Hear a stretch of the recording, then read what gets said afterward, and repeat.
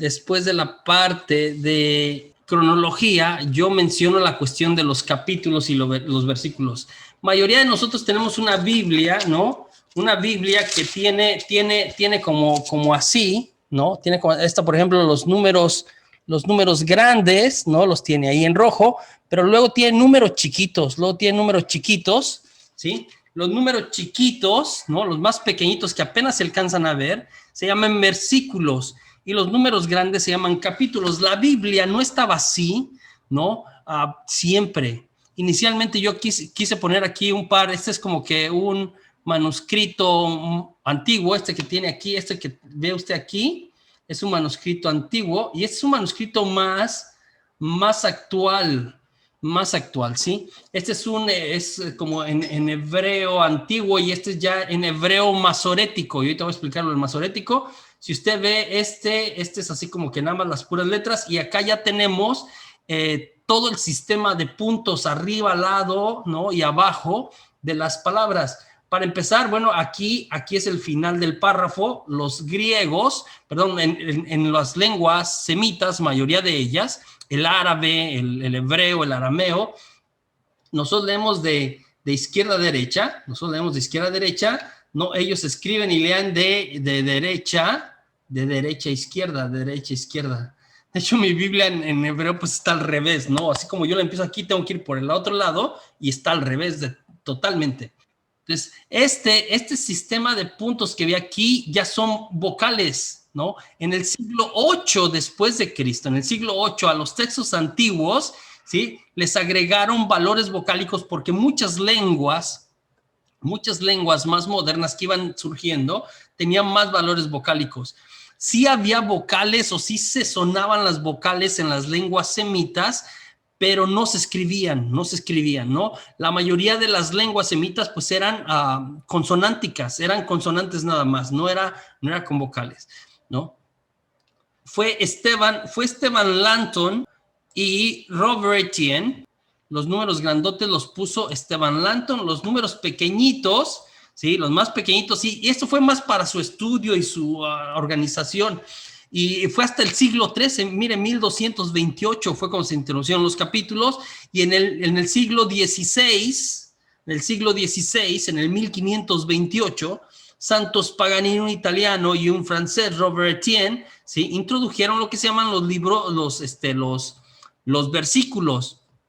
Hoy en día, las Biblias de estudio, las Biblias para exégesis, las han dividido incluso en letras, es decir, los versículos, los números chiquitos, los han dividido ahora en medio de los versículos tienen A, B, C, D, E, hasta 6 o 7 partes tienen. Entonces, esto es más o menos, ¿no? Entonces, regreso aquí, el texto masorético no tiene estos puntos que le dan valor vocálico a las consonantes, porque arriba, ¿no? Por ejemplo, el nombre de Dios, el que nosotros utilizamos, el Yahweh es como una Y o J, ¿no? H, W, H, más o menos. Son consonantes, pero le dan sonido vocálico, ¿no? Hay sonidos vocálicos, pero no tenían vocales actualmente en estas lenguas originalmente. Una cita bíblica, ¿cómo encontramos una cita bíblica? Muchos de ustedes ya saben esto, ¿no? Entonces comenzamos por el libro. Generalmente los libros, cuando ustedes le dan una cita bíblica, empiezan con el nombre del libro, y generalmente le dan el nombre del libro abreviado, ¿sí? Abreviado, por ejemplo, Génesis, ¿no? A veces pon GN o Gen, Génesis, Mateo, MT de Mateo, ¿sí? Entonces, primero le dan el nombre del libro. Si ese libro tiene varios libros, entonces le van a agregar un número antes del nombre. Por ejemplo, aquí 2CO quiere decir Segunda de Corintios. Se va a referir a Corintios ¿sí? Segunda de Corintios, ¿sí? Y, por ejemplo, esto quiere decir Primera de Reyes, ¿sí? Esto es primero el nombre, pero si tiene varios libros, entonces vamos a poner un número antes del nombre o del libro, de la abreviación. Después vienen los capítulos, que es lo que viene después del nombre del libro, es el capítulo. Por ejemplo, aquí tenemos Juan 5, capítulo 5, quiere decir aquí. Luego, después de los capítulos, del primer número, vienen los versículos. Aquí tenemos primera carta de San Juan, capítulo 1, versículo 4. Y yo he mencionado después Para estudios más profundos se dividen los versículos en A, B, C, etcétera. Para separar los versículos y los capítulos y agregar otros textos se utilizan algunos puntos, algunos signos de puntuación. La coma o los dos puntos, ¿sí? La coma o los dos puntos separa siempre el capítulo del versículo, ¿sí? Aquí tenemos Éxodo, capítulo 6, coma B, ¿sí? Separa el capítulo del versículo. En inglés se utiliza mucho que en lugar de la coma se utilizan los dos puntos. Pero en español, mayoría de los textos en español, ¿sí? Se utiliza la coma. El punto significa y. El punto, ¿sí? Entre un capítulo o entre un versículo, entre una cita, significa y. Entonces, por ejemplo, aquí, Segunda de Reyes, capítulo 15, versículo 17, y quiere decir versículo 22, ¿sí? Entonces, un punto entre estos dos versículos es versículo 17 y versículo 22, ¿sí? El punto y coma quiere decir además, además. Y es cuando un texto diferente, cuando es de otro libro, se utiliza el además, ¿sí? Si fuera el mismo libro, ¿no? Entonces pone, por decir, Segunda de Crónicas, capítulo 4, versículo 13 y versículo 5, pone un punto nada más, y versículo 5, capítulo 12, por decir. Pero como es un libro distinto, entonces pone aquí, Segunda de Crónicas, ¿ve? Capítulo 4, versículo 13, además, lo invita a leer el Evangelio de San Lucas, capítulo 2, versículo 32. El además es punto y coma. El guión es al, y se puede utilizar entre capítulos, o entre versículos, o entre letras, ¿no? Aquí tenemos Marcos, capítulo 16, versículos del 1 al 4. Quiere decir que vamos a leer estos 4 versículos. La letra S o S significa siguiente, que leas ese versículo o ese capítulo y el siguiente. Si tiene dos S, quiere decir siguientes. Y siguientes, por ejemplo, quiere decir siguientes hasta que se termine. Por ejemplo, Jeremías capítulo 12, versículo 13 y siguientes, quiere decir siguientes hasta que termine el capítulo 12. Para no poner del 13 al 51, pone SS, de alguna manera, siguientes. Y luego la parte de la letra, ¿no? Aquí yo pongo Génesis, capítulo 4, Génesis, capítulo 2, versículo 4, ¿sí? Letra B, es importante. Entonces, eso es para ubicar más o menos, algunos de ustedes ya saben todas estas cosas. Entra una cosa importante, las verdades en la Biblia, y ese es un tema que de hecho a lo mejor hasta nuestros jóvenes pueden tratar o pueden hablar con nosotros, ¿sí? Mire, es diferente exacto y verdadero. Exacto y verdadero son dos cosas diferentes, ¿sí? Exacto se refiere a algo, cuando hablamos de que algo es exacto, ¿sí? Exacto se refiere a algo que es rigurosamente ajustado, preciso, puntual, justo, cabal, riguroso, estricto, correcto, fiel. Exacto. Esto es exacto, exactamente, ¿sí? Es cabal, es riguroso, es así. Verdadero es distinto a exacto, ¿sí? Y cuando hablamos que algo es verdadero, queremos decir que esto es real, que tiene existencia verdadera y efectiva, que es auténtico, que es genuino, que es evidente. Eso quiere decir verdadero, ¿sí?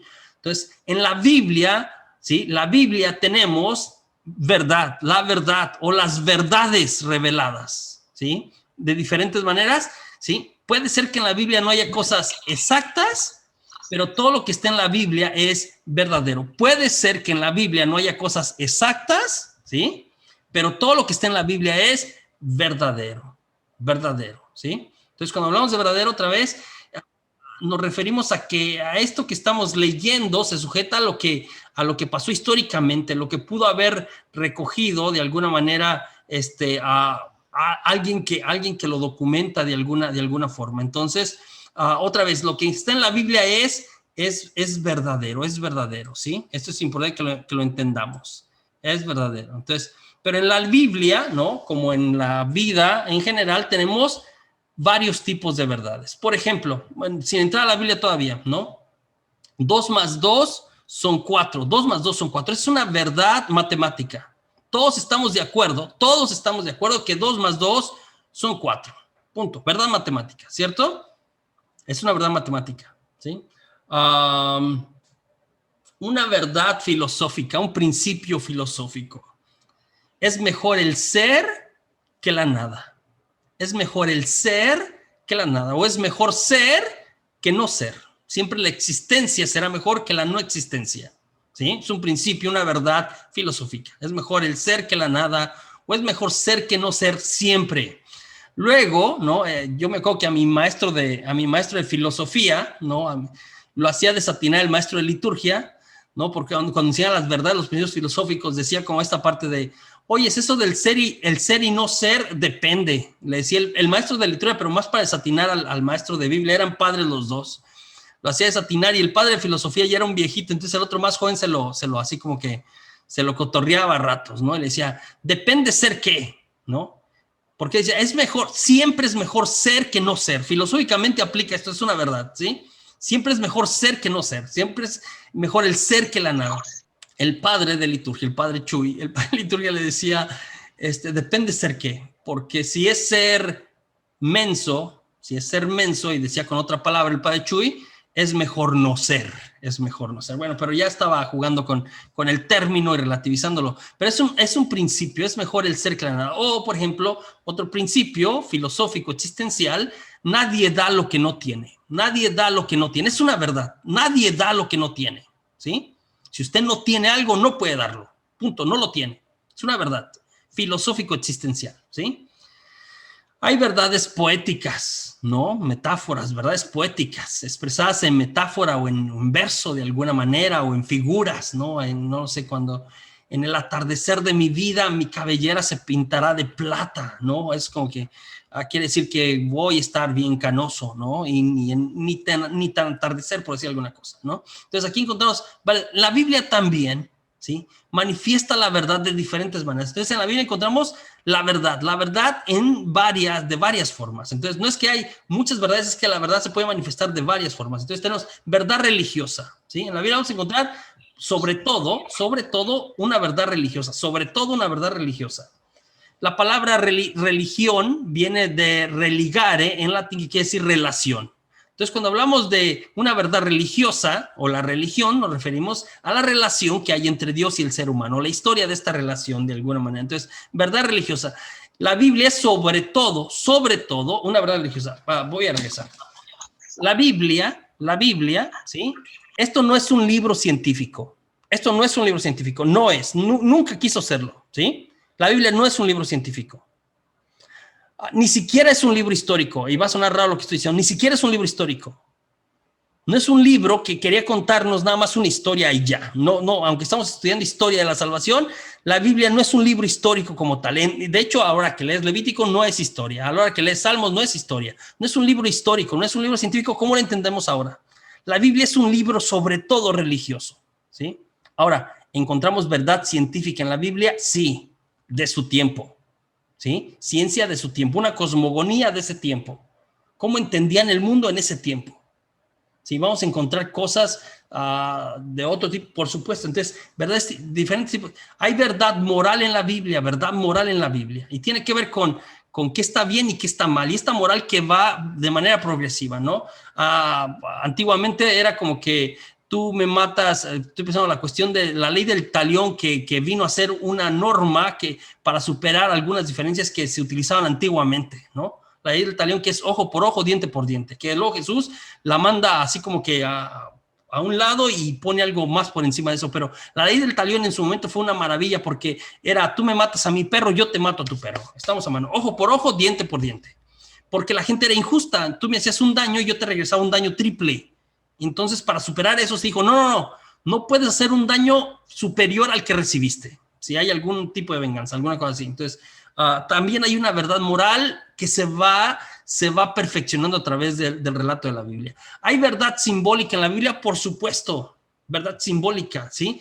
Una gran parte de las verdades reveladas en la Biblia son presentadas con símbolos, ¿no? No se diga la cuestión apocalíptica, apareció en el cielo un dragón con 7 cabezas, etcétera, es simbólico, hay muchas cosas que son muy simbólicas, los colores, los números en la Biblia, etcétera. No, 40 días pasó Jesús en el desierto, 40 años pasó el pueblo de Israel en el desierto, tengo que perdonar 70 veces 7, ¿no? Etcétera. Entonces, Es importante. Entonces tenemos diferentes verdades. Hay verdad simbólica también en la Biblia, hay verdad proverbial, no los proverbios, que son parecidos a los dichos nuestros, los proverbios. Es el que encuentra un amigo, encuentra un tesoro, ¿no? Este tipo de cosas. Algunos libros sapienciales contienen grandes verdades en pequeñas frases. Los proverbios son pequeñas frases, como los dichos populares nuestros, ¿no? Hijo de tigre, pintito, ese no está en la Biblia. Luego ahí agregamos cosas, la gente dice, como dice en la Biblia, ayúdate que yo te ayudaré. Eso no está en la Biblia, ¿no? Y otras cosas que a veces le agregamos, va por esta línea de la parte proverbial, ¿no? Entonces, hay libros que están llenos de sentencias, vale más un remiendo a tiempo, ¿no? Que hay varias cosas ahí interesantes en los proverbios. Hay verdad histórica en la Biblia, aunque no es un libro histórico en el sentido estricto como yo lo mencioné, hay verdad histórica, por supuesto, nos cuenta historias, está basado en una historia, La finalidad es contarnos la historia, no, la finalidad es enseñarnos algo a través de la historia. ¿Hay verdad científica en la Biblia? Ya había dicho, claro, la verdad de su tiempo, ¿no? Otra vez la cosmogonía de Génesis, ¿no? O la manera como entendían el mundo era como que una casa gigante el mundo, ¿no? Que estaba sostenida por 4 pilares gigantes que la sostenían. Lo que estaba abajo era el Sheol, el inframundo. El cielo era como un techo gigante, un domo gigante, ¿no? El firmamento, y de ahí colgaban estas esferas. Entonces tenían una idea como de una casa gigante, esa era su cosmogonía. Entonces entendían su alrededor, había ciencia en ellos, sí, de su tiempo. Entonces es importante que entendamos que en la vida también encontramos eso. Y luego tenemos el género histórico, ¿no? Yo lo había mencionado también, de forma de relato, real o imaginario. Entonces hay historias en la Biblia, historias con mayúscula e historias con minúscula. Historias de algo que sucedió y sobre eso se armó un relato completo. Y luego hay relatos imaginarios que nos quieren siempre enseñar algo. Tienen un fin religioso, ¿sí? Que destaca la presencia de Dios en medio de la historia. Y luego está el género mitopoyético o el mito, ¿no? Entonces en la Biblia también tenemos género mitopoyético, y por género mitopoyético, esto es importante que entendamos, y no en toda la Biblia, en algunos pasajes, sobre todo al inicio. El mito, yo le recuerdo, y todas las culturas antiguas, mayoría, los mayas tenían su mitología, había una mitología maya, los aztecas tenían una mitología, había una mitología azteca, los incas tenían una mitología, los chinos tenían una mitología, los griegos es la más famosa de todas, la mitología griega es una de las más famosas, sus dioses, su manera de entender el mundo, etcétera, de la creación, de cómo se hacían y se deshacían, ¿sí? Todas las culturas tenían, ¿sí? Entonces, en la Biblia tenemos algo de género mitopoyético, ¿sí? El mito, porque ahora cuando entendemos mito, es importante que lo entendamos, porque después hay gente que se va a caer con José Juan dijo que la Biblia es mito. No. Como entendemos mito ahora, es uno de los términos que han cambiado incluso su significado. Mito hoy entendemos como, eso es un mito, cuando hablamos de eso es un mito, como yo hablaba, por ejemplo, en el curso Daniel, que hay un padre que dijo que lo del diablo es un mito, y el término, la expresión, es un mito, quiere decir, no es real, no existe algo así, es simbólico, es una idea. Así es como entendemos el término mito ahora, siglo XX o XXI en el que estamos, ¿no? Pero en el siglo XX ya se entendía de esta manera. Antiguamente, ¿sí? Y de ahí saco esta definición de cómo se entendía el mito antiguamente, ¿sí? El mito antiguamente, dice, es una intuición y un acto de fe, el mito, ¿sí? Intenta imponer una forma inteligible, eso es lo que intentaba el mito, o el género mitopoyético, intenta imponer una forma inteligible a las realidades que trascienden la experiencia.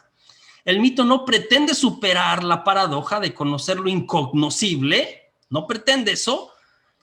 Esta realidad solamente puede representar por representaciones simbólicas creadas a partir de los datos de la experiencia. Entonces, los mitos no eran ni nada más, sino de la experiencia, ¿sí? De la experiencia de alguna manera, de la experiencia que tenían con estas realidades que les sobrepasaban, ¿sí? Se generaban cosas para poder explicar estas experiencias. A partir de estas cosas creadas, de los datos, de la experiencia, la meta del pensamiento mitopoyético, esto es importante. Antiguamente, la meta del pensamiento mitopoyético es la verdad, no la falsedad. Se originaba en una verdad que no podía ser explicada tan fácilmente, entonces por eso se recurría a ¿sí? Al mito, que era un recurso maravilloso para ellos. Hay género legislativo, ¿no? Lo que ya le había hablado, leyes, el Levítico, el Deuteronomio también tiene este género, ¿no? Varias leyes por ahí. Toda la primera parte, sobre todo Levítico, Deuteronomio y algunas otras partes en los Reyes tenemos cuestiones de normas, de leyes. Es otra vez el género legislativo. Hay género profético en la Biblia, el género profético, ¿no? Y el género profético también tiene como sus características particulares, y luego dentro del género profético hay subgéneros, el oráculo, la sentencia, etcétera, ¿no? Entonces, el género profético es como que que habla de parte de Dios, ¿no? El oráculo, de hecho, el oráculo quiere decir como, no lo digo yo, esto lo dice Dios. Oráculo de Yahvé es como que cuando el profeta empieza diciendo, oráculo de Yahvé, no lo concluí yo, eso es como que Dios se los dice directamente. Género lírico, ¿no? Vivencia interna, la pasión, el amor, por mencionar algunas, ¿no? Acá tenemos otra vez los salmos, lamentaciones, el cantar de los cantares. Tenemos género metafórico en la Biblia, ¿no? Jesús lo utiliza también bastante, ¿no? Es cuando se trasladan palabras del significado propiamente, una comparación implícita, ¿no? Ustedes son la luz del mundo, ustedes son la sal de la tierra, ¿no? Son metáforas, ¿no? El significado quiere decir, es una analogía de alguna manera, ¿sí? Es una analogía. Género alegórico, ¿no? Es una metáfora continuada. Por ejemplo, el relato de la vid y los sarmientos o del buen pastor es como una alegoría. Una alegoría es una metáfora. Una metáfora es una sentencia corta, una metáfora continuada, extensa, ¿no? Ustedes son la vid, los sarmientos es varios versículos, se convierte en una alegoría, en un género alegórico. Hay género sapiencial, ¿no? Sobre todo en el libro de sabiduría, algo de proverbios, algo de Eclesiastés, eclesiástico, ¿no? Y tiene que ver con las preguntas fundamentales del ser humano: ¿de dónde soy? ¿No? ¿De dónde vengo? ¿A dónde voy? ¿Cuál es el significado de mi vida? Etcétera. Por ahí va el género sapiencial. Hay género epistolar, las cartas, no solamente en el Nuevo Testamento, en el Antiguo también hay un poco de género epistolar, lo encontramos en Jeremías, ¿no? Con una carta que escribe a los desterrados. Tenemos todas las cartas en el Nuevo Testamento, ¿no? Hay un destinatario, hay un mensaje. A las parábolas, ¿no? Las parábolas que las utiliza bastante Jesús, pero que también se utilizan ya en el Antiguo Testamento. Ezequiel las utiliza, Amós las utiliza, Jesús utiliza bastante las parábolas, que también son como comparaciones, son parecidos a la alegoría, ¿no? Son comparaciones para darnos algunas explicaciones o significados de algo también más profundo. Género apocalíptico, ¿no? Que vamos a hablar de él, sobre todo al final de este curso, que es rebuscado, que es lleno de símbolos y cosas así medio misteriosas, ¿no? Se escribió mucho 2 siglos antes de Cristo y 2 siglos después de Cristo, y ya después no se escribió mucho. Digo, aparte hay otros subgéneros en la Biblia, ¿sí? Para interpretar la Biblia, ¿sí? Voy a hablar como que de un par de tendencias, sobre todo en nuestros tiempos. Hay lo que se llama una interpretación fundamentalista de la Biblia, y hay lo que llaman una interpretación crítica, ¿sí? La interpretación fundamentalista y la interpretación crítica, más que crítica.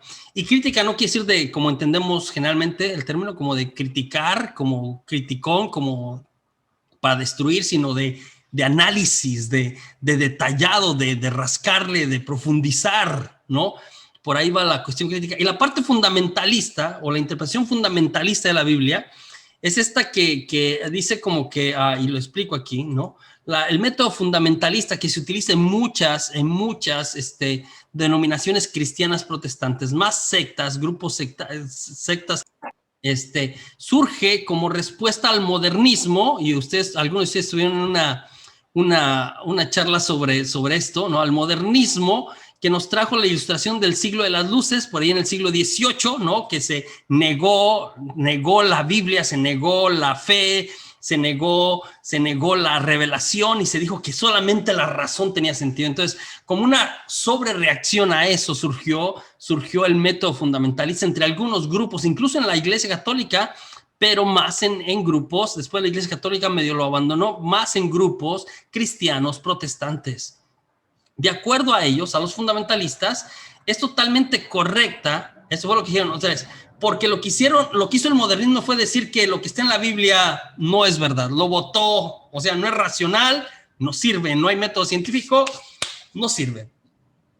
Los fundamentalistas, fideístas, se fueron al otro extremo, ¿sí? Al otro extremo del modernismo, que dijeron, no, todo lo que dice la Biblia, absolutamente todo lo que dice la Biblia es correcto en sus datos geográficos, históricos y científicos, ¿no? Y por lo tanto hay que interpretarla literalmente. Lo que dice la Biblia así es, y nadie puede cuestionarla. Esa es la contrarrespuesta al modernismo, ¿no? Esta interpretación, la interpretación fundamentalista, tarde o temprano colapsa, ¿sí? Y otra vez, en ese tiempo, ¿no? Surgió lo del el origen de las especies de Charles Darwin, ¿no? Y entonces hubo esta discusión de, bueno, el hombre es una evolución del chango, ¿no? O de los primates, ¿no? O es como dice la Biblia, que Dios creó a Adán y a Eva, ¿no? ¿Quién dice la verdad? No, pues si la Biblia dice que fue Adán y Eva y que lo tomó del barro, así es, y lo que dice Charles Darwin, pues anatema sea, se vaya al infierno, se condene por decir mentiras, por decir alguna cosa, ¿sí? Entonces, son como las partes opuestas. La iglesia no está a favor de una interpretación o el método fundamentalista para la interpretación de la Biblia, porque eventualmente colapsa. Es decir, si tú quieres que la historia de la Biblia, sobre todo en los primeros capítulos, sea así como dice, colapsa. Es decir, llega un momento en que no se sostiene como a sí misma, no se sostiene. Cuando llegue a Génesis, la próxima semana, cuando empecemos, voy a hablar de esto, ¿sí?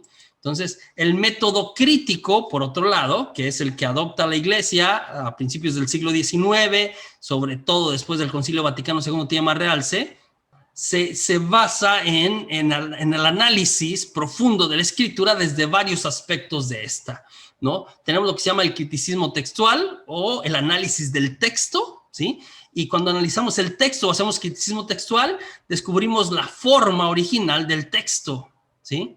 La forma original del texto, ¿no? Las tradiciones de cómo se fueron formando los textos que tenemos, las tradiciones orales, ¿no? Y luego lo que se llama el criticismo de la forma, el patrón que sigue, las fechas importantes, quién está hablando, la audiencia, dónde, el propósito, qué revisiones hubo al texto, si acá se le agregó, si aquí se le, etcétera, este tipo de cosas, ¿sí? Eso se llama criticismo textual, ¿sí? Luego viene la crítica literaria, ¿no? Y ahorita yo estaba hablando de géneros, ¿no? El sentido, el propósito, el oyente, el tiempo, la cultura, ¿no? El conocimiento de la forma literaria en esencial, entender el mensaje de los estilos literarios. No es lo mismo leer algo histórico que leer algo profético, que leer algo sapiencial. Es distinto y hay que ubicarlo cada cual, ¿no? No podemos interpretar lo mismo un salmo que un relato histórico, que un pasaje apocalíptico. No podemos.